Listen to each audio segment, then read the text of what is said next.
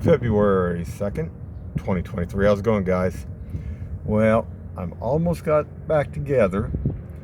This was that filler tube that I had to replace. I found one at a junkyard, and this is the rubber tube.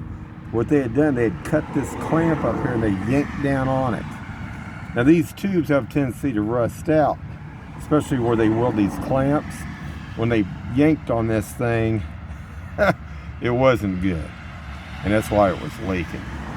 But anyway, a couple things to note here. A lot of people might not think about. I'll replace this line right here, and so I'm sure that's the vapor recovery line, it looks like to me. But they had put another piece of rubber around this. I don't know if you guys can see that or not back there.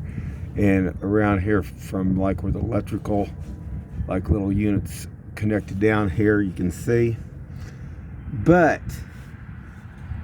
I got thinking about this. They usually do this also if there's something close and it might rub.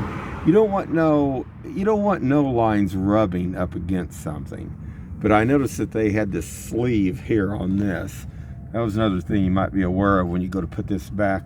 If you have to do anything like this on any vehicle, if they have these sleeves, make sure you put those sleeves back on if you're putting new lines on, guys. Really important. So I just got through starting it and wanted to see if there was any leaks. No leaks. So we're going to go ahead and try to get the rest of this back. I think I might have to get a few more clips for the cover here on that fender well.